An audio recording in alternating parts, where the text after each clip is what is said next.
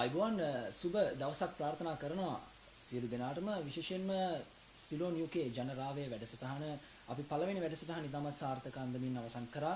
ඒකට සාර්ථක ප්‍රතිචාර ලැබුණා. මේ දෙවෙනි වැඩසටහන අපි මේ ආකාරයෙන් ආරම්භ කරනවා එක්සත් රාජධානියේ සිට.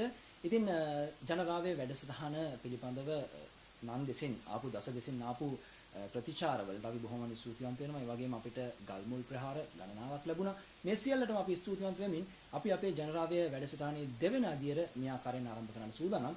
අද ජනරාවයේ වැඩසටහන අපි පවත්වන්නේ විශේෂයෙන්ම ශ්‍රී ලංකාවේ මෑත කාලීනව පසුගිය කාලවකවානුවේ තුල සිට අපි කතා බහ කරට ලක් කරපු මැතිවරණය පිළිබඳව මැතිවරණ විකාශයන් පිළිබඳව කතා බහ කරන්නට. ඉතින් මේ මැතිවරණය පිළිබඳව කතා බහ කරන්නට මත්තෙන් පසුගිය කාලවකවානුවේදී සිදුවෙච්ච සිදුවීම් ඒ වගේම ඉදිරියේදී පවත්වන්නට කටයුතු සංවිධානය කරන දකුණු පළාත් සහ බස්නාහිර පළාත් මැතිවරණ පිළිබඳවත් අපි කතා බහ කරන්න සූදානම්. මේ සියල්ල සූදානම්මින් තිබෙන මොහොතේදී අපි අද සිතුවා මේට ආරම්භයක් හැටියට විශේෂයෙන්ම මෙහි මූලාරම්භක පියවර ලෙස කතා බහ කරන්නට ජාතික යොවුන් පෙරමුණ සමග විශේෂයෙන්ම එක්සත් ජාතික පක්ෂය ශ්‍රී ලංකාවේ ප්‍රධාන විපක්ෂය ශ්‍රී ලංකාවේ ප්‍රධාන විපක්ෂය හරහා ජාත්‍යන්තරයේ ඔස්සේ ශ්‍රී ලාංකේය ජනතාවට ශ්‍රී ලාංකේය තරුණ තරුණියන්ට කුමක්ද උරුම කරන්නට යන්නේ? ඔවුන්ගේ මීළඟ බලාපොරොත්තුව මොකද? මොකද වත්මන් රජයට අභියෝගයක් එල්ල කරන විපක්ෂයක් මීළඟ මැතිවරණයකින් ජනාධිපතිවරණයකින් හෝ වේවා පළාත් මැතිවරණයකින් හෝ වේවා එහෙම නැත්නම් පාර්ලිමේන්තු මැතිවරණයකින් හෝ වේවා යම්කිසි ස්ථානයකට ස්ථාවරයකට පැමිණෙනවා නම් නැත්නම් මීළඟ ආණ්ඩුව පිහිටවනවා නම් ඔවුන් අපිට ප්‍රත්‍යක්ෂ කරන්නට අවශ්‍යයි. මෙන්න මෙයයි අපේ බලාපොරොත්තුව. මෙන්න මෙයයි තාරුණ්‍යයේ හෙට. මෙන්න මෙයයි තාරුණ්‍යයට අපි කරන්නට යන්නේ. මේ සියල්ල අපි ඒ ආකාරයෙන් කතා බහ කරන්න අද දවසේදී ජාතික යොවුන් පෙරමුණේ බ්‍රිතාන්‍ය ශාඛාවේ සභාපතිතුමන්ව සම්බන්ධ කරගන්නවා. මාධව සේනානායක. සුබ දවසක් ඔබට. ඔබට සුබ දවසක් මදුක. මාධව අත වශයෙන්ම දැන් ශ්‍රී ලංකාවේ දේශපාලනය පිළිබඳව අපි විවිධ අවස්ථාවලදී විවිධාකාර විදිහට කතා බහ කරනවා. නමුත් අපි දැනගන්නට කැමති මේ දේශපාලනය ගැන කතා කරන්නට ඉස්සෙල්ලා දැන් රටේ විපක්ෂයේ තියෙන්නේ එක්සත් ජාතික පක්ෂය. එක්සත් ජාතික පක්ෂය මෙහෙවන ජාතික යොවුන් පෙරමුණේ එක්සත් ජාතික පක්ෂයේ ජාතික යොවුන් පෙරමුණේ එක්සත් රාජධානී සභාපති ඔබතුමා. ඉතින් අපිට දැනගන්නට පුළුවන්ද මේ යොවුන් පෙරමුණේ ආරම්භය සහ මේ යොවුන් පෙරමුණේ පරමාර්ථය මොකක්ද කියලා? ඔව් මදුක ඇත්තටම අපි ඉතිහාසයට ගියොත් මේ ජාතික යොවුන් පෙරමුණේ ආරම්භය මිට දශක කිහිපයකට පෙර තමයි ජාතික යොවුන් පෙරමුණේ මුලින්ම ආරම්භය ඇති වෙන්නේ. ගරු හිටපු අග්‍රාමාත්‍ය සර් ජෝන් කොතලාවල මැතිතුමාගේ සමයේදී එතුමා ප්‍රමුඛ එක්සත් ජාතික පක්ෂයේ ජ්‍යෙෂ්ඨයන් පිරිසක් හඳුනා ගන්නවා තරුණයන්ට පක්ෂය ඇතුලේ තමන්ගේ දේශපාලන අදහස් දක්වන්නට තමන්ගේ දේශපාලන ක්‍රියාකාරීත්වයන් ඉදිරියට ගෙන යන්නට අවකාශයක් සූදානම් කළ දිය යුතුයි කියලා. මොකද අපි දන්නවා පක්ෂයක් ඇතුලේ ජ්‍යෙෂ්ඨයෝ ඉන්නවා. පක්ෂයට අලුතෙන් සම්බන්ධ වෙන තරුණ පිරිස ඉන්නවා. තරුණයන් සමග වැඩ කරද්දී සමානලට තරුණ ආරුචිශීලී දේශපාලනික වශයෙන් අත්දැකීම් අඩුයි. ඒ වගේ පිරිස්වල ක්‍රියාකාරීත්වය සක්‍රියව පක්ෂයට ලබා ගන්නේ කොහොමද කියන ඒ කාරණාව සහ ඒ පිළිබඳව ඒ තියෙන අවශ්‍යතාවය හඳුනාගත්තේ සර්ජන් කොතලාවල මැතිතුමාගේ සමයේදී එතුමන්ලා පටන් ගන්නා මුලින්ම එක්සත් ජාතික පක්ෂයේ ප්‍රථම අනුබද්ධිත ආයතනයේ වශයෙන් සමස්ත ලංකා තරුණ පෙරමුණ. සමස්ත ලංකා තරුණ පෙරමුණට සම්බන්ධ වෙන තරුණ පිරිස් පක්ෂයට එක්සත් ජාතික පක්ෂයේ ඉදිරි ගමනට දායකත්වයේ දක්වනවා. ගරු ජනාධිපති අපි අතරින් වූ ජේ.ආර්. ජයවර්ධන මැතිතුමාගේ සමයේදී මේ තවදුරටත් මේ සමස්ත ලංකා තරුණ පෙරමුණ ඉදිරියට ගමන් කරනවා. එවකට සමස්ත ලංකා තරුණ පෙරමුණ සමග ඉතාමත් සක්‍රියව ඒ ක්‍රියාකාරකම් වලට සහභාගී වූ තරුණ දේශපාලනඥයෝ වූ අපගේ වත්මන් නායක ගරු රනිල් වික්‍රමසිංහ මැතිතුමා 1994 දී පක්ෂයේ නායකත්වයට පත්වීමත් සමග මේ විශාල වශයෙන් ප්‍රතිසංවිධානය වෙනවා. ඒ ප්‍රතිසංවිධානය වෙනවා. ඒ සමගම සමස්ත ලංකා තරුණ පෙරමුණේ නම වෙනස් වෙනවා ජාතික යොවුන් පෙරමුණ වශයෙන්. ඉන්පසු අද ගැන කතා කරනවා නම් අද ජාතික යොවුන් පෙරමුණ ලංකාව තුළ එක්සත් ජාතික පක්ෂයට විශාල ශක්තියක් ලබා දෙමින් ඉදිරියට ගමන් කරනවා. වත්මන් නායකත්වයේ ජාතික යොවුන් පෙරමුණේ දාරන්නේ ගරු රුවන් විජේවර්ධන මැතිතුමායි. හොඳයි. දැන් ජාතික යෝන් පෙරමුණ බවට පත් වුණා. මේක දිගු ඉතිහාසයක් තියෙන ආයතනයක්. අපි එහෙම කතා කරොත් හොඳයි. ඉතින් මේ ඉතිහාසය තුළදී දැන් ඔබ සිටින්නේ එංගලන්තයේ. එංගලන්තයේ සිට ලංකාවේ තිබෙන යෝන් පෙරමුණ අතර තියෙන ලින්ක් එක එහෙම නැත්නම් මේ සම්බන්ධතාවය. ඔබ කොහොමද වැඩි දියුණු කරගන්නේ? එහෙම නැත්නම් ඔබ කොයි ආකාරයෙන්ද මේකට දායක වන්නේ? රටේ එක්සත් ජාතික පක්ෂයේ යෝන් පෙරමුණ නගා සිටවන්නට කොයි ආකාරයෙන්ද මේ එංගලන්ත ශාඛාවෙන් දායක වීමක් සිදු වෙන්නේ? ඔව් ඇත්තටම ඒ ගැන කතා කරන්න කලින් මම හිතනවා මදුක එක්සත් රාජධානී ජාතික යෝන් පෙරමුණේ ශාඛාවේ ඉතිහාසය ගැන ඔබ මට අවසර දෙනවා නම් අනිවාර්යෙන් මදක් කතා කරන්නට මේ අවස්ථාව යොදා ගන්නට. ඇත්තටම කියනවා නම් එදා එක්තරා තරුණ පිරිසක් 2009 වසරේදී එක්රැස් වී සාකච්ඡාවක් පවත්වලා තීරණයකට එනවා ලංකාවේ විශාලතම පක්ෂය වන එක්සත් ජාතික පක්ෂයේ ඒ අදහස් ජාත්‍යන්තරයට ගෙනියන්නට තරුණයන් හරහා ජාත්‍යන්තරයට ගෙනියන්නට කිසියම් ක්‍රමවේදයක් තිබිය යුතුයි කියලා. ඒ අනුව තමයි මේ පිරිස අත්‍තරම මම නම් වශයෙන් කියනවා නම් නාමල් සොයිසා ඉසුරු රණවීර දසිත ගමගේ තුෂාන් ගුණරත්නයේ ප්‍රමුඛ පිරිසක් මුලින් මේ ඇති කර ගන්නා වූ සංවාදයේ තුලින් 2009 වසරේදී අප අතරින් නැසී ගිය ගරු දොස්තර ජයලත් ජයවර්ධන මෙතුමාගේ ප්‍රධානත්වයෙන් 2009 වසරේදී ජාත්‍යන්තරයේ ප්‍රථම යෝන් ශාඛාව වශයෙන් එක්සත් රාජධානී යෝන් පෙරමුණ බිහි වෙනවා. එදා සිට 2009 වසරේ සිට මේ දක්වා නොනවති එක්සත් ජාතික පක්ෂයේ ප්‍රතිපත්තීන් සමාජය අතරට ලංකාවෙන් පිට ජීවත් වෙන ශ්‍රී ලාංකේය සමාජය අතරට ගෙනියන්නට ඒ වගේම අපි සතර දහස් ගණන් දුර සිටියා ලාංකිකයන්. ඉතින් අපි ලංකාව ගැන හැම වෙලාවෙම හිතනවා. ලංකාවේ වෙන දේවල් ගැන හැම වෙලාවෙම හිතනවා. අපිට තරුණයන් වශයෙන් එක්සත් ජාතික පක්ෂයට හිතති තරුණයන් වශයෙන් ලංකාවට කරන්නට පුළුවන් මොනවද? ඒ වගේ කටයුතු ඒ ක්‍රියාකාරකම් වැඩසටහන් දියත් කරමින් තා සාර්ථක වශයෙන් අද දක්වා ඉතාමත් සාර්ථකව ගමන් කරනවා කියන එක මට කියන්න තියෙනවා. දිගු ඉතිහාසයක් තියෙනවා ජාතික යෝන් පෙරමුණට. මට දැනගන්න කැමති සේනානායක මහත්මයා මේ විශේෂයෙන්ම මේ රටේ විශේෂයෙන්ම එංගලන්තය වැනි රටක ඉඳගෙන ජාතික යෝන් පෙරමුණ හරහා ශ්‍රී ලාංකීය තරුණයන් උදෙසා කරන්නේ කුමක්ද? එහෙම නැත්නම් මේ බලාපොරොත්තුව මොකද්ද? දැන් විවිධ පක්ෂවලින් මෙවැනි වැඩසටහන් දියත් කරනවා. මෑත කාලීනව. අපි මීට පෙර දැක්කේ නෑ මේ පක්ෂවලින් මෙවැනි දේවල් දියත් කරනවා. නමුත් එක්සත් ජාතික පක්ෂය පළමු වතාවට මෙවැනි දෙයක් හඳුන්වා දෙමින් යෞවනයන්ට විශේෂ අවස්ථාවක් ලබා දුන්න අවස්ථාවන් ගණනාවක් තිබෙනවා. විශේෂයෙන්ම ජාතික මාධ්‍ය ඔස්සේ වුණත් ඒ කාලයකදී අපි දැක්කා විවිධ ආකාරයේ වැඩසටහන් තුළින් තරුණයන්ට විශේෂ අවස්ථා ලබා දෙනවා. අපි දැනගන්න කැමති එක්සත් රාජධානියේ සිට ඇයි මෙවැනි දෙයක් පිහිටෙව්වේ? මේකේ මොකද්ද බලාපොරොත්තුව? මේකේ ඉදිරි ආගමනය කුමක්ද ශ්‍රී ලාංකිකයන්ට ලැබෙන්නේ? ඔව් මදුක ඇත්තටම ඉතාමත් හොඳ ප්‍රශ්නයක් ඔබ මා වෙත මේ වෙලාව ඉදිරිපත් කරේ.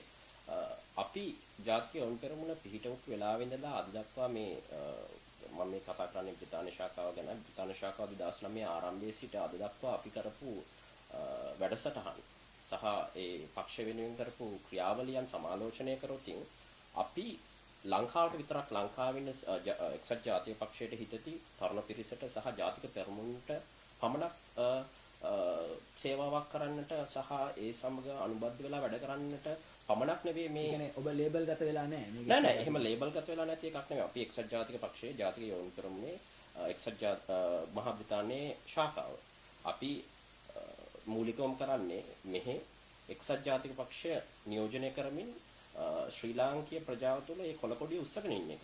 ඒ වගේම අපි මේ කොළකොඩිය උස්සගෙන ඉන්න ගමන්ම අපි ඔබතුමත් මේ රටේ ජීවත් වෙන තරුණයෙක් මමත් මේ රටේ ජීවත් වෙන තරුණයෙක් අපි සතපුම් දහස් ගණනක් දුරින් මෞබිම අතහැරලා ඇවිල්ලා මෞබිම අතහැරලා කියන తాවකාලික මෞබිම අතහැරලා විවිධ හේතුන් නිසා සමහරව අධ්‍යාපනය නිසා සමහරව තමාගේ රැකියාවන් සඳහා ඒ විවිධ හේතුන් මත තමාගේ රටින් කැමැත්තෙන් හෝ අකමැත්තෙන් පැමිණලා මේ රටවල ජීවත් වෙනවා. ඒකට අපි ලංකාවට ඒ තියෙන හිතේශීභාවය ඒ මෞබිමට තියෙන ආදරය කිසිම වෙලාවකට අඩු වෙලා නැහැ. ඉතින් අපි මේ සංවිධානය තුනේ ලංකාවේ එක්සත් ජාතික පක්ෂයට ඒ පක්ෂයේ හඬ ඒ පක්ෂයේ ප්‍රතිපත්තීන් ජාත්‍යන්තරයේ ඉන්න තරුණයන් හරහා ඒ සමාජය හරහාට ගෙනියනවා වගේම ලංකාව සහ මෙහි සිටින ඒ ශ්‍රී ලාංකිකයන් වෙනුවෙන් වැඩසටහන් ශ්‍රී ලාංකිකයන් සේවාවක් කිරීම සඳහා වැඩසටහන් ගණනාවක් දියත් කරලා තියෙනවා.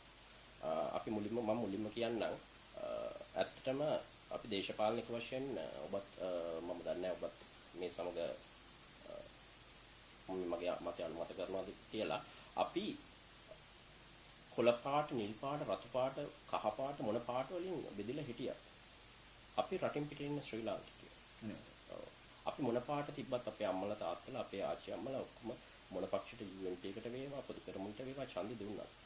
ඔබයි මගේ ඇඟේ තියෙන්නේ කමලේ අතුලේ. ඉතින් අපි එක්තරා තැනකදී ශ්‍රී ලාංකිකයෝ විදිහට ඒ විදිහට එක වෙලා එක තැනකදී එකතු වෙන්න ඕන. රටට සහ ශ්‍රී ලාංකිකයන්ට අපිට කරන්නට පුළුවන් දේ මොනවද කියලා බලන්න ඕන. ඒ හින්දා තමයි අපි කොළ කොඩිය ඔසවනවත් සමගම ඒ අපේ පක්ෂ ප්‍රතිපත්තීන් ඉදිරියට ගෙනියනවත් සමගම අපි පක්ෂ ભેදයකින් තොරව මේ රටේ සිට ලංකාවේ ගොඩක් ප්‍රශ්න තියෙන පවුල් ඉන්නවා. අධ්‍යාපනය අඩාල කරගන්න ළමයි ඉන්නවා. මොකද මේ තියෙන ආර්ථික වාතාවරණය යටතේ ආර්ථික තත්ත්වයන් යටතේ ඔවුන්ට ඉදිරියට යන්න බැරි තත්ත්වයක් තියෙනවා. අද ඔබ දන්නවා මාධ්‍යයේ සහ ලංකාවේ විස්තර අහුවතින් කිරි පැකට් එකේ ග්‍රෑම් 50ක් shopping උරේක දාලා දෙන තත්ත්වයක් තමයි තියෙන්නේ. ඉතින් අපි මුලින්ම පක්ෂ ભેදයකින් තොරව මේ සංවිධානය හරහා අපිට එකතු වෙලා ඉන්න පිළි අපි ශිෂ්‍යත්ව ප්‍රදානයන් කරනවා. අපි ශිෂ්‍යත්ව ප්‍රදානයන් සහ ආර්ථික අපහසුතාවයන් වලට ලක් වෙලා ඉන්න පවුල් වල දරුවන්ට ගෙන ගන්නට ඔවුන්ගේ පාසල් අධ්‍යාපනය සාර්ථකව කරගෙන යන්නට වැඩපිළිවෙළ දියත් කරනවා. දැන් මට මෙතනදී දැනගන්නට කැමති ඔබතුමා දැන් මේ සියලුම සංයුතිය එහෙම නැත්නම් සැලසුම ගැන කතා කරන අතරතුරදී මම දැනගන්න කැමති ඔබතුමාගේ ආරම්භය අපි මතක් කරගොත් කොයි කාලේද ඔබතුමා මේකට සම්බන්ධ වෙන්නේ? මම මේ එක්සත් ජාතික පක්ෂයේ ජාතික වුන් පෙරමුණ එක්සත් ජාතික එක්සත් රාජධානී ශාඛාව ආරම්භයේ සිට සම්බන්ධ වෙනවා. මම 2012 වසරේ තමයි මෙහි සභාපතිත්වයට පත් වෙන්නේ. එතකොට ඒ සභාපතිත්වයට පත් වෙන කාලය සීමාව තුළදී තමයි මේ සියලුම වැඩසටහන ඔබ ආරම්භ කරේ. එහෙම කිව්වොත් ඇත්තටම වැරදි. 2009 ජාතික වුන් පෙරමුණේ බ්‍රිතාන්‍ය ශාඛාවේ ප්‍රථම සභාපති වශයෙන් පත් වෙච්ච නාමල් සොයිසාවේ කාලේ සිට ඒ හොඳ ක්‍රියාකාරකම ආරම්භ වෙලා තිබුණා. මම තවදුරටත් ඉදිරියට ගෙනියමින් තවදුරටත් නව වැඩසටහන් ඉදිරිපත් කරමින් මේ තවදුරටත් ශක්තිමත් කරන එක තමයි මම කරන්නේ. මම මෙහෙම අහුවොත් දැන් ඔබතුමා ජාතික යොවුන් පෙරමුණ එහෙම නැත්නම් මේ ලංකාවේ ප්‍රධාන විපක්ෂය නියෝජනය කරන්නේ එක්සත් රාජධානියේ සිට. මම අහුවොත් ඔබතුමාට කැමති නැද්ද ලංකාවේ දේශපාලනයට සම්බන්ධ වෙන රිජුවම? ලංකාවේ දේශපාලනයට ඍජුවම සම්බන්ධ වෙන්නේ පළමුවටම ලංකාවට වෙලා ජීවත් වීම අවශ්‍ය වෙනවා නේද? ඔව්. මොකද ලංකාවේ ජීවත් වුණත් ලංකාවේ ජීවත් නොවුණත් දේශපාලනය කියන දේ ලංකාවේ දේශපාලනයට සම්බන්ධ වෙච්ච විදිහකම තියෙනවා. අපි මේ අන්තර්ජාතික සංගමයක් පිහිටවගෙන අපි කරන්නේ ලංකාවේ දේශපාලනයට සහ එක්සත් ජාතික පක්ෂයට ශක්තිමත් කරන වැඩසටහන. නමුත් අපිට ඍජුවම සම්බන්ධ වුණොත් මීට වඩා යමක් කරන්න පුළුවන් කියන අරමුණක් ඇති කරගන්නට බැහැ. එහෙම අරමුණක් ඇති කරගන්නත් පුළුවන්.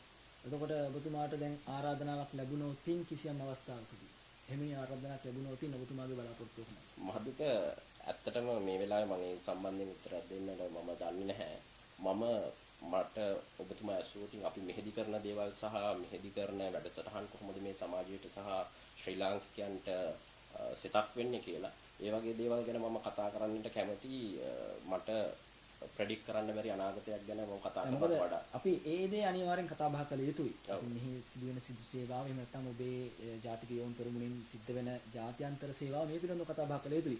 නමුත් අපි දැනගන්නට ඕනේ රටේ අනාගතය බාර දෙන්නට යන්නේ අපි කුමන පුද්ගලයන්ටද කියන එක පිළිබඳව. දැන් බැරි වෙලාවක් ඔබතුමාගේ මේ සංවිධානය විශේෂයෙන්ම එක්සත් ජාතික පක්ෂයේ යොවුන් පෙරමුණ කරන සේවාවන් පිළිබඳව රටේ පැහැදීමක් තිබෙනවා. ඉතින් මේ පැහැදීම ඔස්සේ ඔවුන් බලාපොරොත්තු වෙනවා. අපි ඒකයි තර්කණය කරේ.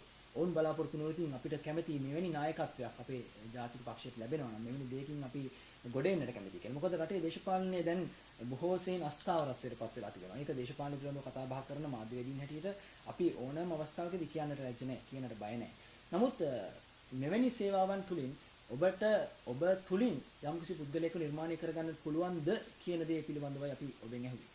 ඔව් ඇත්තටම මට ඒකට ඍජු උත්තරයක් ඔබතුමාට ලබා දෙන්න පුළුවන්. මේ සංවිධානයේ පිහිටවීම සහ මේ සංවිධානයේ සභාපතිත්වයට බැරිම තුලින් මගේ අදිෂ්ඨානය මම වෙනුවෙන් දෙයක් බිහි කර ගැනීම නෙවෙයි. මේ සමාජිකත්වය සහ මේට හිතේශීව වැඩ කටයුතු කරන සියලුම දෙනාගේ ඒ අදහස් වලට ප්‍රමුඛ ස්ථානය ලබා දෙමින් අපේ ක්‍රියාකාරී කමිටුව ඒ සමාජිකත්වය ඒ කටිය යෝජනා කරන්නා වූ වැඩපිළිවෙළ වලට නායකත්වය දීමයි මගේ දැනට තියෙන පරමාර්ථය. ඇත්තටම ලංකාවේ දේශපාලනයට ශුජු මෙහි ලංකාවට ගිහිල්ලා සම්බන්ධ වෙනවද නැද්ද කියන එක පිළිබඳව මම මේ වෙලාවේ කියන්නට ඇත්තටම දන්නේ නැහැ. ඒ වුණාට මට අවශ්‍යතාවය තියෙන්නේ මේ සංවිධානය තම ශක්තිමත් සංවිධානය. මම මීට පෙර ඔබට සඳහන් කරා වගේ ප්‍රථම අන්තර්ජාතික තරුණ සංවිධානය. කුමන පක්ෂයක හෝ ප්‍රථම අන්තර්ජාතික සංවිධානය. ඉතින් මේ සංවිධානය තුළින් අපි ගොඩක් දේවල් ලැබුවා. ගොඩක් හොඳ දේවල් කරා වගේම මේක නිසා අනිත් රටවල් වල විශේෂයෙන්ම මහා බ්‍රිතාන්‍යයේ අපි මේ තරුණයන් විදිහට පෙළගැස්වීම ආරම්භුණත් සමගම අද ප්‍රංශයේ, ඉතාලියේ, ඕස්ට්‍රේලියාවේ මේ ඉතාමත් මීට මාස කිහිපයකට පෙර මැද පෙරදිග පවා ජාතික යෝන් පෙරමුණේ ශාඛාවන් බිහි වුණා. ඉතින් ඒ ආරම්භය ලැබුණා. ඉතින් එයත් අපි ලැබු විශාල ජයග්‍රහණයක් විදිහට මම දකින්නේ. ඒ වගේම මදුක මේ වෙලාවේ මම තවදුරටත් දෙයක් කියන්න ඕන. මට ඒ වෙලාවේ ඔබතුමාට ඒ පිළිබඳ අදහස් දක්වන්නට හම්බුනේ නැති හින්දා අපි ලංකාවට දේවල් කරනවා වගේම අපි අපේ සමාජිකත්වයටත් මෙහෙ බලනවා දේවල් කරන්න.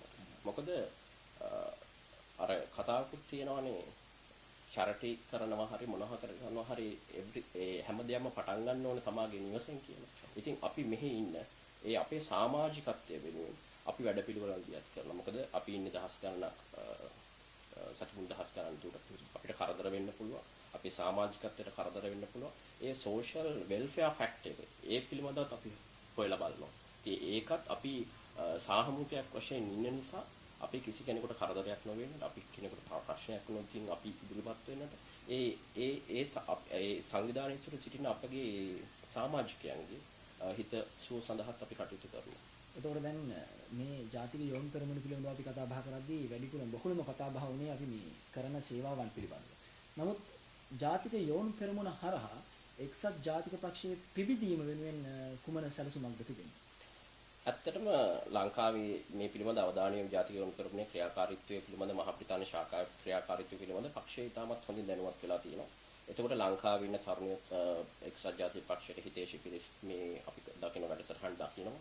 එතකොට මිනිස්සු හිතනවා තාම එක්සත් ජාතික පක්ෂය ඉතාමත් ප්‍රබලව ඉන්නවා.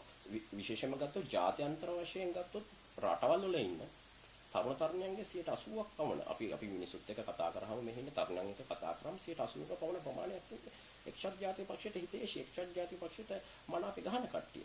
විවිධ හේතු නිසා රට අතහැරලා මේ රටවල ජීවත් වෙනවා වෙන්න පුළුවන්. යුරෝපයේ මැද පෙරදිග ඕස්ට්‍රේලියාව විවිධ රටවල ජීවත් වෙනවා වෙන්න පුළුවන්. ඒ වුණාට බහුතරයක් සිටින්නේ එක්සත් ජාතික පක්ෂයට හිතේශී පිරිස්. ඒ පිරිස් මේවා දකිනවා. අපි දියත් කරන වැඩසටහන ශිෂ්‍යත්ව පමණක් නෙමෙයි. අපි 2012 වසරේදී ප්‍රථම වතාවට යුරෝපයේ පැවැත්වුවා ටැලන්ට් ෂෝ එක.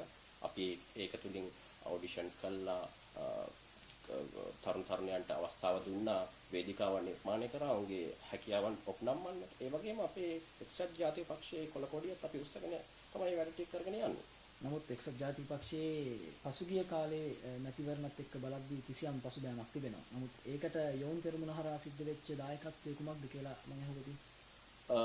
පසුබෑම මොකද මම අහන්නේ මේ සමස්තයක් වශයෙන් එක්සත් රාජධානියේ යෝන් පෙරමුණ මම අහන්නේ සමස්තයක් වශයෙන් ජාතික යෝන් පෙරමුණ.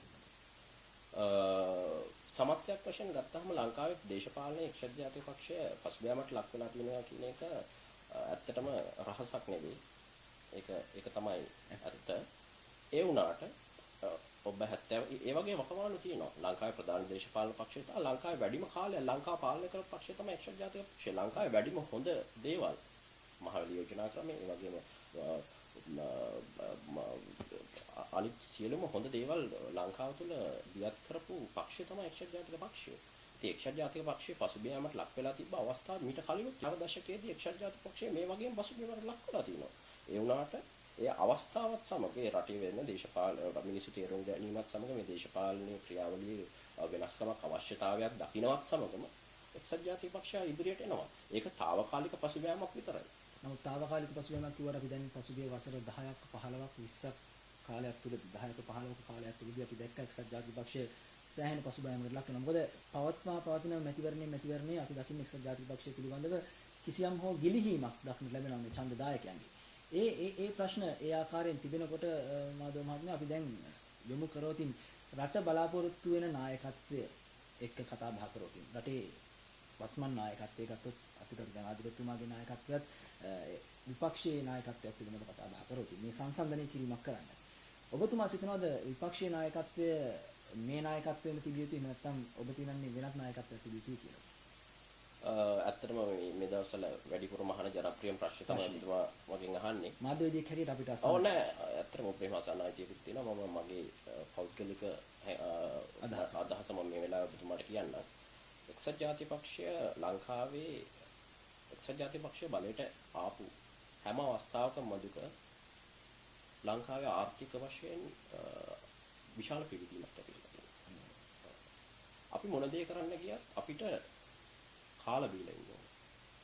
අපි මේ දේශපාලන ගැන කතා කරන්නත් මේ කරන්නත් මෙතෙන් ඇවිල්ලා. අපිට බඩගින්න මේ සංවාදය දෙන්න බෑ.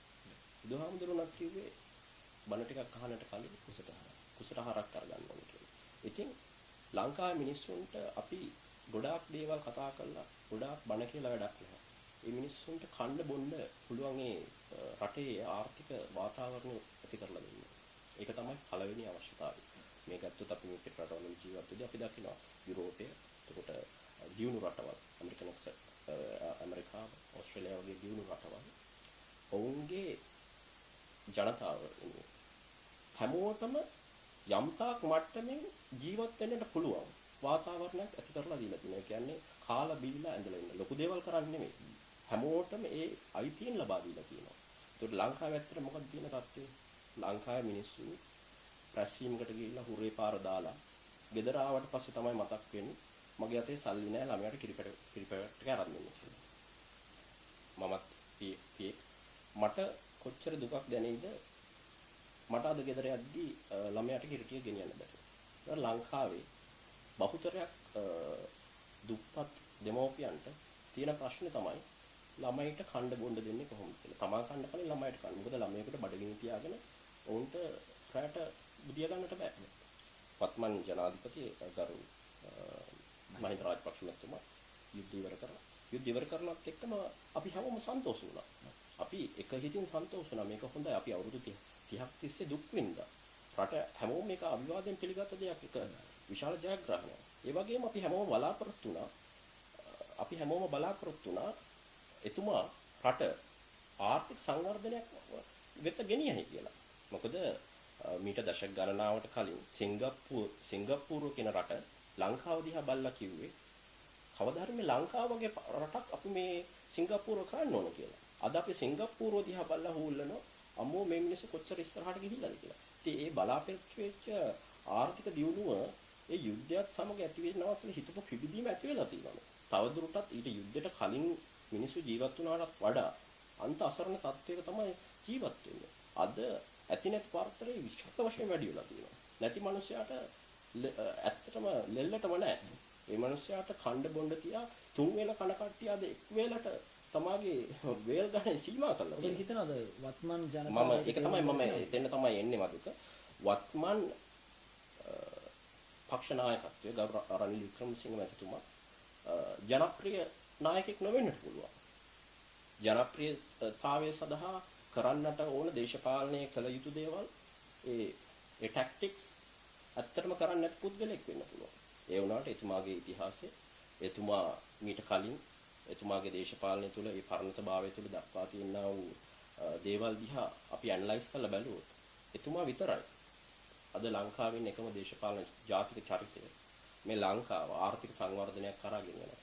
ආර්ථික සංවර්ධනය තමයි මේ වෙලාවේ රටට අවශ්‍ය දේ.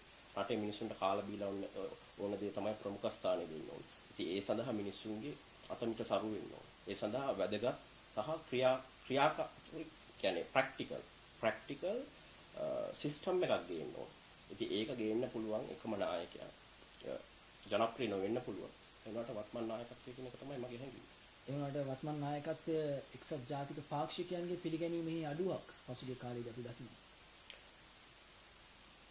ඒක මැතිවරණ පරාජයටපත් වෙද්දී මැතිවරණ කීපයක් පරාජයටපත් වෙද්දී ඒ වගේ පසුබෑම් ඇති වෙද්දී පක්ෂය තුල ආරවුල් ඇති වෙන්න පුළුවන්. මිනිස්සුන්ගේ විවිධ මතිමතාන්තර වෙනස් වෙන්න පුළුවන්. ඒ වුණාට ඒ වගේ තත්ත්වයක් මීට කලින් ඔබ ඉතිහාසය ගැන කියවුවොත් ගරු ජේ.ආර්. ජයවර්ධන මැතිතුමා පක්ෂය ඇතුලේ ඉතාමත් අප්‍රසාදයට ලක් වෙලා හිටපු කාලයක් මම මතකයි සිරිමාව බණ්ඩාරනායක මැතිණියගේ කාලෙදිත් ආසන ඉතාමත් අඩු සංඛ්‍යාවකට ඔව් ඒ වගේම එක්සත් ජාතික පක්ෂය ඒ දූවිලි පිහ දාලා රටට අවශ්‍ය වෙලාවට අපහු නැගින්දලා තියෙනවා. මොකද මේ හැම අවස්ථාවකදීම නායකත්වයේ පුංචි වෙනසක් සිද්ධ වුණා නේද? ජේ.ආර්. ජයවර්ධන මැතිතුමා තමයි ඒ වෙලාවේ නායකත්වය අරගෙන ඉස්සරහට මේ වැඩ පිළිවෙල ගෙනිච්චේ. ඉතින් ජේ.ආර්. ජයවර්ධන මැතිතුමාට පක්ෂයේ සමාජිකත්වයේ පවා අහිමි වෙන අවස්ථා තිබුණා. ඒත් එතුමා ඒ ඉවසීම තුළින් ඒ පරිණතභාවය තුළින් දැක්කා කවදද මේකේ අනාගත වෙනස්කම් වෙන අවස්ථාව මොකද්ද කියලා. අපි රනිල් වික්‍රමසිංහ මැතිතුමා තුළින් ඒ දකිනවා. ඔබ සජිත් ප්‍රේමදාස මැතිතුමා තුළින් දකින්නේ කොහොමද? සජිත් ප්‍රේමදාස මැතිතුමා තුළින් මම දකින්නේ ඇත්තටම සජිත් ප්‍රේමදාසතුමා අනාගත නායකයෙක් විදිහට. එතුමා දැනට පක්ෂේ නායකයාද නැද්ද කියන එක පිළිබඳව මට ඇත්තටම අදහස් ප්‍රකාශ කරනවා නම් එතුමා ඊටමත් තරුණ නායකයෙක්, ඊටම ක්‍රියාශීලී නායකත්වයේ දේශපාලනයේ තමාගේ පෞල් පසුබිම තුළින්ම දැකපු නායකයෙක්, දේශපාලනයත් සමග ජීවත් වෙච්ච නායකයෙක්. එතුමා පක්ෂේ නායකත්වයට මේ වෙලාවේ පත් වෙනවද නැද්ද කියන පිළිබඳව නම බහන්නේ මගේ අවංක උත්තරේ තමයි එතුමා පළමු කොටම දැන් මේ තියෙන ප්‍රශ්න විසඳ ගන්නට පක්ෂයේ සියලුම ජ්‍යෙෂ්ඨයන් සමග එකතු වෙලා ඒ තුලින් මේ නායකත්වය එනවනම් කිසි ප්‍රශ්නයක් නැහැ. ඉතින් වත්මන් නායකත්වය කවුරු වුණත් රනිල් වික්‍රමසිංහ හෝ වේවා කරු ජයසූරිය හෝ කවුරු හරි ඒ වෙලාවේ ඉන්න නායකත්වයට අපි ගරු කරලා ඒ කියන්නේ අපි පන්තියේ වුණත් පොඩි කාලේදී ඉගෙන ගන්න පන්තියේ මොනිටර් කියන දේ පොඩ්ඩක් හරි අහලා ඉන්න ඕනනේ. ඒක තමයි මම දකින යථාර්ථය කියලා මම හිතන්නේ. එතකොට දැන් මොනිටර්ස්ලා කිහිප දෙනෙක් පත් කරලා තියෙනවා එක්සත් ජාතික පක්ෂයට. මම ඇත්තටම හිතුවා කොයි වගේ දෙයක් අහයි කියලා. එක්සත් ජාතික පක්ෂයේ ඇත්තටම දැන් කරලා තියෙන දේ නායකත්ව මණ්ඩලයකට මේ බලතල බෙදා හැරීම තුලින් කරලා තියෙන්නේ වැඩි පිරිසකගේ සහයෝගයක් ඒ තීන්දුව ගැනීම සඳහා සම්බන්ධ කර ගැනීම. ඇත්ත වශයෙන්ම මේක ප්‍රජාතන්ත්‍රවාදී ක්‍රමවේදයක් තුළ ඉතාමත් වැදගත් දෙයක්. පක්ෂ නායකත්වයේ ඉන්නවා. ඒ වගේම පක්ෂ නායකත්වයට සහාය වීම සහ පක්ෂ නායකත්වයේ තරුණ තීන්දුව වලට ඍජුව සම්බන්ධ වෙන්න නායකත්ව මණ්ඩලයක් ඉන්නවා. ඒක අලුත් ලංකාවට අලුත් එක්ස්පීරියන්ස් එකක් වෙන්න පුළුවන්. හැබැයි ඒයින් පෙන්නුම් කරන්නේ පක්ෂය තුළ තියෙන ප්‍රජාතන්ත්‍රවාදය නේද? එතකොට නායකත්ව මණ්ඩලයට අමතරව කෘත්‍යාධිකාරී මණ්ඩලයකට ක්‍රියාකාරීත්වයක් තිබෙනවා පක්ෂය තුළ. එතකොට මේක දෙක සම්බන්ධ වීමෙන් කිසියම් ගැටලුවක් ඇති වෙන එකක් කියලා ඔබ හිතන්නේ නැද්ද? ගැටලු ඇති වෙන්න පුළුවන්. ගැටලු ඉතින් ඇත්තටම කියනවා නම් මේකේ පිරිසක් ඉන්නවා කියන්නේ අනිවාර්යෙන් ගැටුමක් ඇති වෙනවා කියන්නේ. ගැටලු ඇති වෙන්න පුළුවන්. ගැටලු ඇති වෙන්නේ නැති තැනක් දේශපාලනය තුළ නැහැ. හැම වෙලාවෙම කරන්න ඕන ගැටලු ඇති වෙන අවස්ථාවලදී මේ පක්ෂය ඇතුලේ කතා බහ කරලා ඒට හොඳ විසඳුම් තාමත් මේ තාමත් ආධුනික අවස්ථාවක තියෙන තාමත් නායකත්ව මණ්ඩලෙ පිහිටවලා වැඩි කාලයක් නැහැ. ඉතින් ඉදිරියට එන බාධකයන් මොනවද?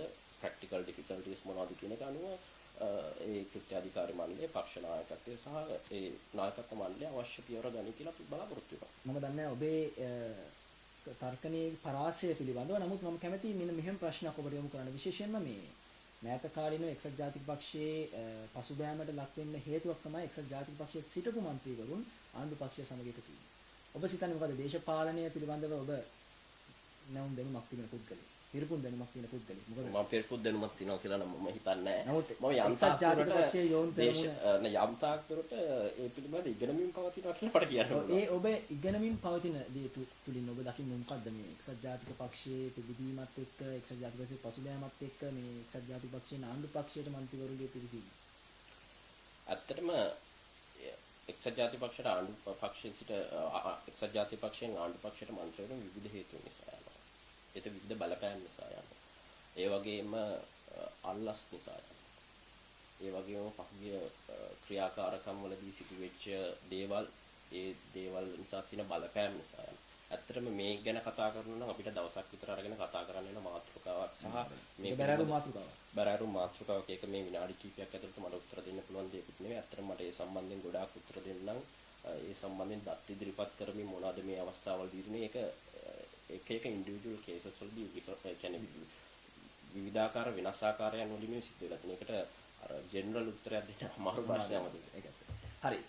දැන් මම ඔබතුමාගෙන් අහුවොත් දැන් විශේෂයෙන්ම මේ ජාතික යෝන් පෙරමුණේ ක්‍රියාකාරීත්වය පිළිබඳව අපි කතා බහ කරා. එක්සත් ජාතික පක්ෂයේ දේශපාලනික මෙහෙවර පිළිබඳව කතා බහ කරා. ලංකාවේ යම්කිසි පිරිසකට අපි උදාහරණයක් වශයෙන් ගත්තොත් අසරණ පවුල් ඉන්නවා නම් තවත් කියන්නේ ඔබතුමාලගෙන් සේවය නොලැබෙන පවුල්. මෙවැනි පිරිස් වලට බැයිද අවස්ථාවක් උදා කරගන්න ඔබගේ සංවිධානය ඍජුව සම්බන්ධ කරගනිමින් විශේෂයෙන්ම එක්සත් රාජධානිය පිළිබඳ සංවිධානය ඍජුව සම්බන්ධ කරගනිමින් අපිට මේ ප්‍රශ්න තියෙනවා කියලා එතකොට ඒකට යම්කිසි පිළියමක් යොදා ගන්න. මොකද රටේ බලාපොරොත්තුව මේක. රට බලාපොරොත්තු වෙනවා යොවුන් සංවිධානයකින් නැත්නම් කිසියම් චැරිටි එකකින් මේ චැරිටි එකක් හා සමානයි. මේ මෙවැනි වැඩසටහනකදී ඔවුන් බලාපොරොත්තු වෙනවා සුබ සාධනයක්. රටේ ඉදිරිය සඳහා. එහෙම අවස්ථාවක් උදා කර දෙන්න ඔබගේ සංවිධානයේ ඔව් ඇත්තට මෙහෙම අවස්ථාවක් උදා කර දෙන්න නෙමෙයි එහෙම අවස්ථා උදා වෙච්ච අවස්ථා ගොඩක් තියෙනවා. ඇත්තටම අපිව ලංකාවේ මෙහි ජීවත් වෙන පිරිස් වල ඒ දැනුවත් කිරීම තුළින් ලංකාවේ ජීවත් වෙන පවුල් ඒ වගේ දේවල් අපිට ඒ දත්තයන් අපිට ඉදිරිපත් කරොත් අපිට ලංකාවේ ජාතික උන්තරගුණ හා සම්බන්ධ වෙමින් ඔහුට අවශ්‍ය ඒ ආධාරයන් මොනවද අපිට කරන්න පුළුවන් මට්ටමේ දේ මොකද්ද කියන එක පිළිබඳව අපිට හොයා බලන්න පුළුවන්. අපි මේ දේවල් ඇත්තටම අද වෙනකන් කරගෙනත් යනවා. එහෙම අවස්ථාවක් තිබෙන අවස්ථා ගණනාවක් අපිට වාර්තා වෙනවා. අපිට හැකියාවක් තිබෙනවද මේ පුද්ගලයන් ඔබට යොමු කරන්න? ඔව් අනිවාර්යයෙන්. එහෙම කරොත් අපිට කියන්න පුළුවන් මේ යොමු කිරීමේ ක්‍රියාදාමය කොයි විදිහටද? යොමු කිරීමේ ක්‍රියාදාමය ඇත්තටම ඕනම වෙලාවක අපිව අපේ දුරකින් ඒ ඊමේල් අංකයන් ඒ ඇඩ්‍රස් ඒ ඔක්කොම ඔය කියන්නේ මෙහි ජාතික උන්තරගුණ. ඔව් ජාතික උන්තරගුණ. අපිට දැන් ලබා දෙන්න පුළුවන්ද ඔබට කියන්න පුළුවන්ද දුරකථන අංකයක් සහ ඊමේල් ලිපිනයක්? ඔව් ඕනම වෙලාවක info@nationalyouthfront.co.uk කියන ඒ ඊමේල් ඇඩ්‍රස් එකට ඕනම වෙලාවක අපිට දැනුවත් කිරීමක් කරොත් අපිට ඇත්තටම සම්බන්ධ වෙන්න පුළුවන්. මේ සියලුම දේ මේ ආකාරයෙන් සිද්ධ වෙන වෙලාවේදී අපි රටේ දේශපාලන පිළිබඳව කතා බහ කරා. ඒ වගේම තමයි රටේ දේශපාලනට අමතරව ජාතික යොවුන් කරමුණ හරහා ශ්‍රී ලාංකිකයන් වෙත ඉෂ්ට සිද්ධ කරන කාර්යයන් පිළිබඳව කතා බහ කරා. ඉතින් මේ සියල්ල ඒකරාශී කරගත්තොත් ඔබ සිතනවාද ඔබලාගේ මේ සංවිධානය නැත්නම් මේ ජාතික යොවුන් කරමුණ රටේ ඉදිරි අනාගතයේ තාරුණ්‍ය ඒ වගේම තාරුණ්‍ය එකතු කරගනිමින් මොකද රටේ තවත් මම පෙර සඳහන් කරා කරට විවිධ පක්ෂ වලින් මේ සංවිධාන මෑත කාලේ නැති කරා. මේ සියල්ලට තරගයක් දීලා එක්සත් ජාතික පක්ෂය ඉදිරියට ගන්නට පුළුවන් වෙයි කියලා. අනිවාර්යයෙන්. අනිවාර්යයෙන් මේ ඒ අදිෂ්ඨානය පෙරදටි කරගෙන තමයි අපි මේ ඉදිරි ගමන යන්නේ. අදිෂ්ඨානයක් පමණද එහෙම නැත්නම් සැලසුමක් තිබෙනවද? සැලසුමක් තියෙනවා. ඒ සැලසුම තුළ තමයි අපි සංවිධානයක් වශයෙන් බිහි වෙලා 2009 වසරේදී මාසයක් දෙකක් ඇතුළත මේ වැඩ කටයුතු අඩාල කරගත්ත සංවිධානයක් කියන්නේ අපේ සමාජිකත්වය අපි වැඩ කරගෙන තියෙනවා. අපිට මේ සඳහා සම්බන්ධ වෙන පිරිස් වැඩි කරගෙන තියෙනවා. ඒ වගේ මේ කරන දේවල් අගය කරන පිරිස් වැඩි වෙලා තියෙනවා. ඉතින් අපි මේ සැලසුමේ ඔස්සේ ඉදිරියට යන නිසා තමයි අපිට ඒ අනුග්‍රහයන් සහ ඒ ඇගීමකට ලක් වෙන්නේ කියන එක මරණ වෙලා කියන්නේ. දැන් ඔබේ සංවිධානයේ විශේෂයෙන්ම සිද්ධ කරන එක්සත් රාජධානියේ සිද්ධ කරන වැඩසටහන් පිළිබඳව ජනමාධ්‍ය ඔස්සේ දැනුවත් කිරීම අඩුයි කියලා මම කිව්වොත් ජනමාධ්‍ය මොකද ජනමාධ්‍ය හරි වැදගත් විශේෂ ජනමාධ්‍ය හරි වැදගත්. ඒ වුණාට මම අපි කරන ඒ ශිෂ්‍යත්ව ප්‍රදානයන් වගේ වැඩසටහන ඇත්තටම මම ඉස්සෙල්ලා ඔබතුමාට දැනුවත් කිරීමක් කරා වගේම පක්ෂ බෙදකින් තොරව කරන්නේ. ඒක ඒ නිසා අපි ගොඩාක් ඒවට අර පොලිටිකල් ප්‍රොපගැන්ඩා ගන්න ගිහිල්ලා නැහැ. අපි මෙහෙ කරන වැඩසටහන් තියෙනවා පක්ෂයේ අවේර්නස් කැම්පේන්ස් ඒක කියන්නේ අපි වාර්ෂිකව පවත්වන කියන්නේ එක්සත් රාජධානිය තුල පැවැත්වෙන ලොකුම සොෆ්ට්බෝල් ක්‍රිකට් ටූර්නමන්ට් එක සාමාන්‍යයෙන් ගිය අවුරුද්දේ අපිට 1000ක විතර ප්‍රමාණයක් පිරිසක් සම්බන්ධ වුණා. ටීම්ස් 26ක් සෙල්ලම් කරා. දැන් අපි වාර්ෂිකව අවුරුදු 3ක් තිස්සේ පවත්වාගෙන යනවා. ඒ වගේ අවේර්නස් කැම්පේන්ස් වගේ දේවල් වලට අපි සාහන පබ්ලිසිටි එකක් සහ සෝෂල් මීඩියා එතකොට ඒ වගේ මුද්‍රිත මාධ්‍ය ඒ වගේම තව ඔන්ලයින් මීඩියා ඒ වගේ දේවල් වලින් අපි සාහන පබ්ලිසිටි එකක් ඔබ හිතනවාද මේ පබ්ලිසිටි හරහා එහෙම නැත්නම් ඒ වැඩසටහන් හරහා රටේ එක්සත් ජාතික පක්ෂයේ පිළිබීමක් එකතු කරගන්න එහෙම නැත්නම් ඡන්ද ප්‍රමාණය වැඩි කරගන්න පුළුවන් වෙයි කියලා. ඡන්ද ප්‍රමාණය වැදගත්ම වෙන්නේ තාරුණ්‍ය. තාරුණ්‍ය ඡන්ද අපි ගන්නට පුළුවන් වේවිද එක්සත් ජාතික පක්ෂයේ ඉදිරියේදී මෙවැනි වැඩසටහන් තුල. ඇත්තටම මාධ්‍ය සම්බන්ධයෙන් කතා කරනවා නම් ඔබත් මාධ්‍යවේදියෙක්. ඉතාමත් අගය කරන ඔබතුමා මේ රටට වෙලා විශේෂයෙන්ම අන්තර්ජාලය ඔස්සේ ලංකාවේ ජනතාව දැනුවත් කිරීමට ඔබගේ මාධ්‍යවේදියා ඒ වෙබ්සයිට් එක සහ ඒ ඔබගේ ආයතනය විසින් කරගෙන යන උසිලෝමිකේ පත්තරේ සහ සියලු දේවල් වලින් කරගන්න සේවාව පිළිබඳව ඇත්තටම මාධ්‍ය අපිට හසුරවන්නට බෑ. අපි ඉන්නේ විපක්ෂයේ. ලංකාවේ මාධ්‍යයන් 90%ක් 99%ක් දන්නේ නැහැ. ඊටත් වැඩිද දන්නේ නැහැ. වැඩි ප්‍රතිශතයක් පවතින රාජ්‍ය අනුග්‍රහය යටතේ සහ ඒ රජයට ඍජුව සම්බන්ධ වීම තමයි සංවිධානය. ඉතින් එක්සත් ජාතික පක්ෂයට ඇත්තටම මේ මාධ්‍ය හරහා කරන්නට පුළුවන් වූ දැනුවත් කිරීම සහ පක්ෂයේ ප්‍රතිපත්තියෙන් ඉදිරියට සමාජය තුළට ගෙනියාමේ සෑහෙන අපහසුතාවයක් ලක් වෙලා තියෙන කියන එක තමයි මට මේ වෙලාව දකින්න ලැබෙන්නේ. ඉතින් ඔබ කරන චෝදනාවත් එහෙම නැත්නම් ඔබ චෝදනාවන්නේ ඒක තමයි ඇත්තටම තියෙන දේ. මොකද වත්මන් තත්ත්වය ඇත්තටම මොකද හැමදේම මිනිස්සුන්ට ඇහෙන්නේ අර කතාවක් තියෙනවනේ අර ගොඩාක් පාරක් මේ දේම ජපුණු තේ දේ ඇත්ත වෙනවා කියන්නේ. ඒ වගේ තමයි සමහරවිට මිනිස්සුන්ට හැම වෙලාවෙම මාධ්‍යෙන් අහන්නට ලැබෙන දේ නෙවෙයි ඇත්ත. ඒතකොට ඔබ හිතන්නේ දැන් මේ එක්සත් ජාතික පක්ෂයේ පරිහානිය නැත්නම් මේ පසුබෑම ඒ වගේම වත්මන් ආණ්ඩුව කොතරම් වංචා දූෂණ කරන පිරිස සිටියත් මේ සියලු දෙනාගේම නැගිටීමක් තිබෙන්නේ මේ මාධ්‍ය ඔස්සේ තිබෙන මාධ්‍ය මර්ධනය හෝ කුමක් හෝ ඒ ආකාරයේ සිටීමක් නිසා වෙන කියලා. සමහරවිට එහෙම වෙන්නත් පුළුවන් ඇත්තටම. එහෙම වෙන්නත් පුළුවන්. ඔබ සමහර වෙලාවට කියන වචනේ භාවිත කරේ ඔබ කියන්නේ හිතනවාද එහෙම නොවෙන්නත් පුළුවන් කියන. එහෙම නොවෙන්නත් නෙවෙයි. ඉතින් මිනිස්සුන්ට ඇත්ත දැනගැනීමට තියෙන අවකාශය ඇත්තටම අඩුයි. මොකද මම මේකට ඔබට කාල වේලාව දෙන්න පුළුවන් නම් මම පොඩි විශ්ලේෂණයක් කරන්නම්. අපි ශ්‍රී ලාංකිකයෝ ලංකාවේ ජීවත් වෙන ශ්‍රී ලාංකිකයන්ගේ thinking pattern එකයි මම හිතන්නේ ජාත්‍යන්තරව වෙන රටවල ජීවත් වෙන ශ්‍රී ලාංකිකයන්ගේ thinking pattern එකයි පොඩ්ඩක් වෙනස් වෙනවා. මොකද අපි ලංකාවේ ජීවත් වෙද්දී ලංකාවේ දේශපාලන ක්‍රමයේ ඇතුලේ හිර වෙලා ඉන්නේ. අපි හැමදාම අහන්නේ මේ මාධ්‍ය වලින් කියන දේවල්. පත්තරේ බැලුවොත් දකින්නේ මේ දේවල්. ඒ වුණාට පිටරට ඉන්න පිරිස් ඒ වගේ දෙයක් ඇතුළේ නෙමෙයි ජීවත් වෙන්නේ. ඕන් ජීවත් වෙන්නේ දැන් විශේෂයෙන් එක්සත් රාජධානිය ගත්තොත් තාමත් ජීවන ප්‍රජාතන්ත්‍රවාදයක් ඇතුළේ ජීවත් වෙන රටවල වෙන දේවල් දකිනවා. ඉතින් ඒ රටවල ඒ ක්‍රමයක් තුළ ඔවුන්ගේ ඇටිටියුඩ්ස් වෙනස් වෙනවා. ඒ වගේම තමයි නිදහස් විදියට හිතනවා වැඩිපුර. ඒ සම්න්නට නොලබෙන නිවුස් ඒ දේවල් ජාත්‍යන්තරයට තාමත් ඉක්මනින් එනවා. සමහර දේවල් ඒ වගේ දේවල් ලංකාවේ තුල වාරණයට ලක් වෙන්න පුළුවන්. මේ බහුතරවම අපි මාධ්‍යවලින් හැටියට ඒක කියන්නට ඕනේ. විශේෂයෙන්ම එවැනි දෙයක් සිදු වෙන්නේ ශ්‍රී ලංකාවේ ප්‍රජාතන්ත්‍රවාදය ඔස්සේ කිසියම් හෝ ආකාරයක මාධ්‍ය මර්ධනයක් තිබෙනවා. ප්‍රජාතන්ත්‍රවාදය පිළිබඳව කොතරම් කතා බහ කරත් ඒක අපි පැහැදිලිව පිළිගන්න ඕනේ. ඒක මා මෙහිදී ප්‍රකාශ කරන්නේ ඒ කියන්නේ එවැනි දෙයක් සිද්ධ වෙනවායි කියලා අපිට පුද්ගලිකව අපිට වෙලා තියෙන නිසා එවැනි අවස්ථාවක්. නමුත් අපිත් ඉල්ලා සිටින්නේ හැමතිස්සම එක්සත් ජාතික පක්ෂයේ හෝ වේවා කුමන හෝ ආණ්ඩුවක් කුමන පක්ෂයක් හෝ ආණ්ඩුවක් කරා හෝ වේවා මෙවැනි දෙයක් නොවෙන්නට කියලා. කෙසේ නමුත් රටේ දේශපාලනය පිළිබඳව කතා බහ කරන වෙලාවේ ඉතාමත් වැදගත් මාතෘකාවකට යන්නේ මාදල. විශේෂයෙන්ම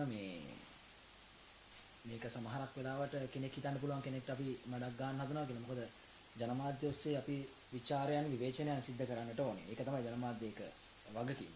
ඒකෙත් තුලින් තමයි යමක් දැනගන්නේ. ඉතින් මම දැනගන්න කැමතියි මේ මෑත කාලීනව විශේෂයෙන් මේ ඉදිරි නැතිවරණය සම්බන්ධයෙන් තාමත් බහුලව කතා වෙච්ච දේ තමයි මේ නිලි රාජිනියන් එහෙම නැත්නම් මේ නළු නිලියන් අපි කිව්වොත් මේ දෙපාර්ශවය සිනමාවෙන් දේශපාලනයට පිවිසීම. මොකද හිතන්නේ? මේ පිළිබඳව ඔබේ අදහස, ඔබේ පුද්ගලික අදහස. මගේ පුද්ගලික අදහස ඇත්තටම මේ දවස්වල වැඩිම කතා බහට ලක් වෙන මාතෘකාවක්.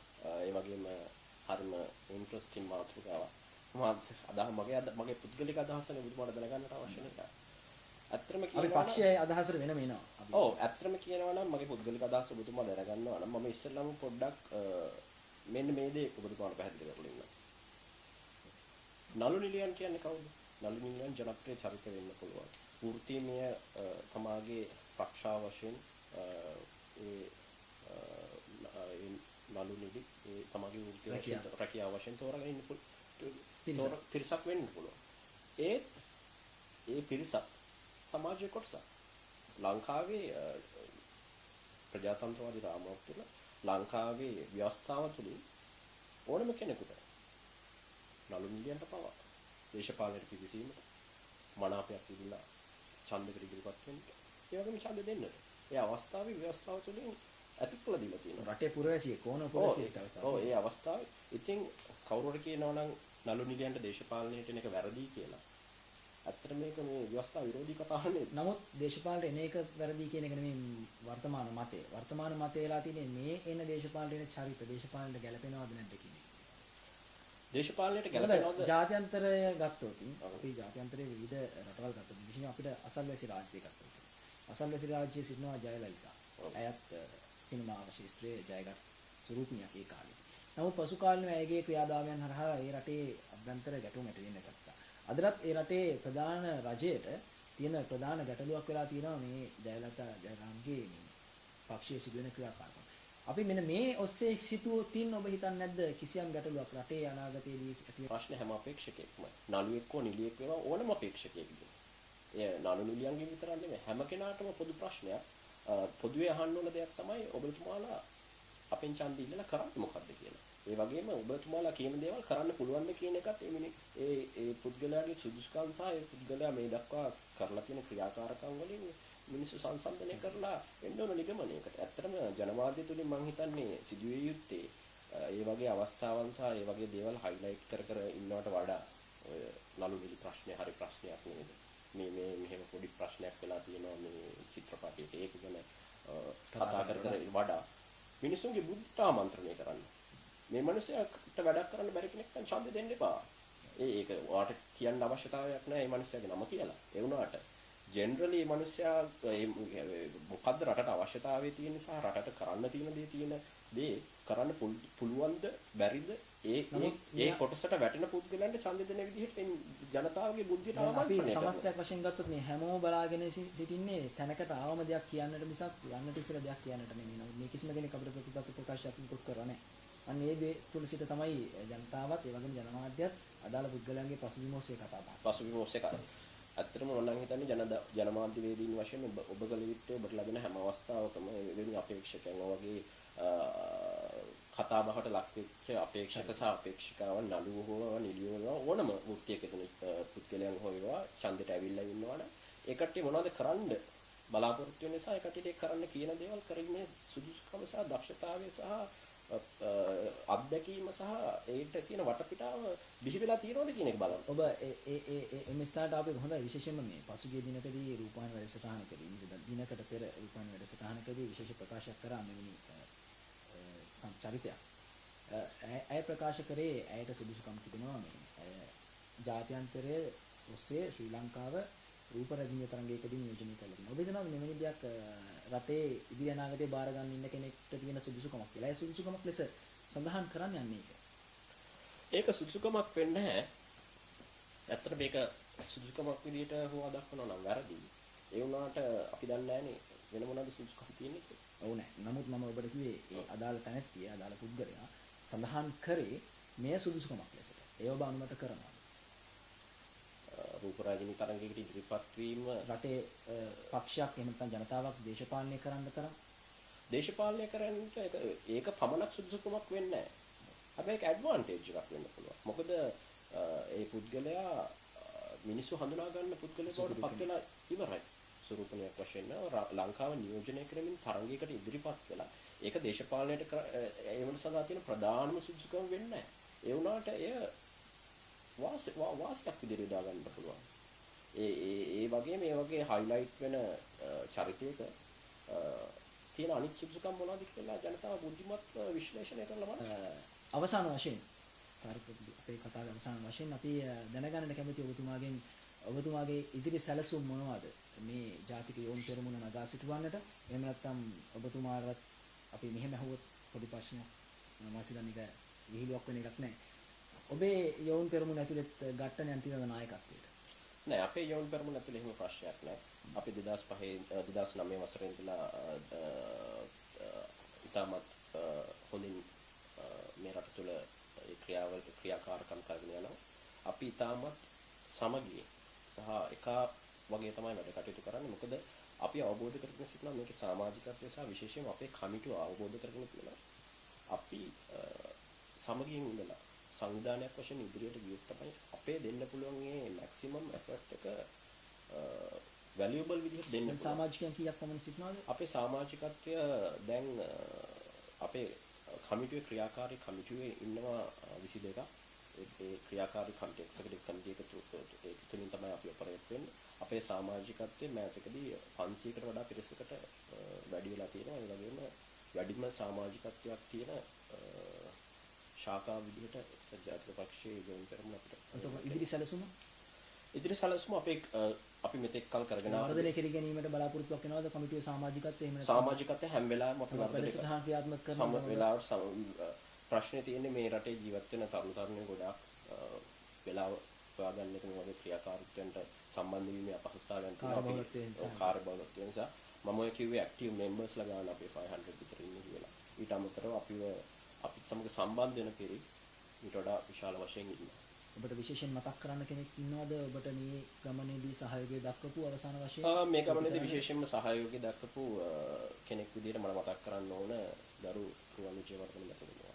ඒ වගේම පක්ෂ නායකත්වයේ ගරු මහලේකම්තුමා ඇතුළු සියලුම පක්ෂ ජ්‍යෙෂ්ඨයන් විශේෂයෙන්ම තරුණ මන්ත්‍රීවරයෙක් වශයෙන් රුවන් විජේවර්ධන මහත්මයා ඉතාමත් නිහඬව වැඩි ජනමාධ්‍ය හරහා පෙනී සිටියා. ඉතාමත් නිහඬව අපිට ඒ දෙන දිරිගැන්වීම සහ ඒ පවත්වන්නා වූ සම්බන්ධතාවය අපි අගය කරනවා වගේම ඒ දිරිගැන්වීම ඔස්සේ තමයි මේ සියලුම කටයුතු ඉදිරියට යන්නේ. බොහොම ස්තුතියි මදුක. ඇත්තටම මේ වෙලාවේ විශේෂ මතක් කිරීමක් සහ විශේෂ ස්තුතියක් පුද කරන්න ඕන අපිට ලංකාවේ සිට අපිව දිරිගන්වන අපේ පක්ෂ නායකත්වයේ ගෞරව රනිල් වික්‍රමසිංහ මැතිතුමා. ඒ වගේම විශේෂයෙන් මතක් කරන්න ඕන අපේ ජාතික උතුරේ නායක කරු රුවන් විජේවර්ධන මැතිතුමා. එතුමාගේ දිරිගැන්වීම, එතුමා ඒ නිහඬව මේ අපිට දක්වන්නා වූ දායකත්වය සහ අනුග්‍රහය සහ දිරිගැන්වීම අපි විශේෂයෙන්ම අගය කරලා සිටින්න ඕන. ඒ වගේම මේ වෙලාවේ තවදුරටත් මම මතක් කරන්න ඕන ගරු මහලේකම්තිස්ස අත්තනායක මැතිතුමා. ඒ වගේම ජනාධිපති නීතිඥ පාර්ලිමේන්තු මන්ත්‍රී විජේදාස රාජපක්ෂ මැතිතුමා අපිට දක්වන සහයෝගය, ඒ වගේම තරුණ පාර්ලිමේන්තු මන්ත්‍රී හරින් ෆර්නෑන්ඩෝ මැතිතුමා ඒ දක්වන්නා වූ දිරිගැන්වීම සහ ඒ දක්වන්නා වූ සහයෝගය, ඒ වගේම සියලුම ජ්‍යෙෂ්ඨයන් පක්ෂයේ, ඒ වගේම අමතක කරන්නට බෑ විශේෂයෙන්ම අගය කරන්න ඕන මතක් කරන්න ඕන මේ අවස්ථාවම ඒ සඳහා යොදා ගන්න ඕන අපගේ සමාජිකත්වය සහ අපගේ කමිටුව. ඒ සියලු දෙනාගේ උත්සාහයක් මේක මගේ උත්සාහයක් නෙවෙයි. මම කරන්නේ සියලු දෙනාගේ මේ අදහස් වලට ඒ ක්‍රියාදාමයන් වලට නායකත්වය දෙන උනාට කුඩාක් ඒ වැඩ කටයුතු කරන්නේ අපේ කමිටුව සහ අපේ සමාජිකත්වයේ සියලු දෙනාම මේ වෙලාවේ විශේෂ අගය කිරීමකට සහස්තුතියකට ලක් කරන්නට ඕන. ඒ වගේම අද මේ අවස්ථාව ලබා දුන්න මාධ්‍යවේදී අපි නිතර නිවුස් බලන ඔබගේ ඒ මාධ්‍ය ආයතනයට, ඒ වගේම ලංකාවේ ශ්‍රී ලාංකිකයන්ට විශාල මෙහෙවරක් කරන සිලෝන් UK ආයතන, සිලෝන් UK නිවුස් පේපර් ඒ ආයතනයට මගේ මේ අවස්ථාවේ විශේෂ ස්තුතියක් ජාතික උන්කරණයේ ප්‍රධාන ශාඛාවෙන් පුද කරන්නට කැමතියි. බොහොම ස්තුතියි. ජනතාවය දෙවන වැඩසටහන ඉතාමත් සාර්ථක ලෙස අපිට කරන්නට හැකියාවක් ලැබුණා. අද දවසේදී ජාතික යොමු පෙරමුණේ මහ බිතාන ශාඛාවේ සභාපති මාධව සේනානායක මහත්මයා සමග අපි මේ ජනතාවයේ වැඩසටහන් මාලාවේ දෙවෙනි වැඩසටහන් ලෙස මේ තෝරාගත්තේ ඉදිරි පළාත් පාලන මැතිවරණයත් ඊට පස්සේ විශේෂයෙන්ම මේ 2014 මැතිවරණ වර්ෂයක් ලෙසට තමයි අපි හඳුන්වන්නේ ජනමාධ්‍යවේදීන් හැටියට. මොකද මේ 2014 වර්ෂය ආරම්භ කරේ මේ මැතිවරණයකින්. ඉතින් 2013 අවසානයේ 2014 මේ වර්ෂයේ අනාගතයත් රටේ අනාගතය තීරණය කරන අවස්ථාවක් වේවි. රටේ අනාගතය තීරණය කරන වර්ෂයක් වෙවි. ඉතින් මේ සියල්ල පිළිබඳව අපි කතා බහ කරමු.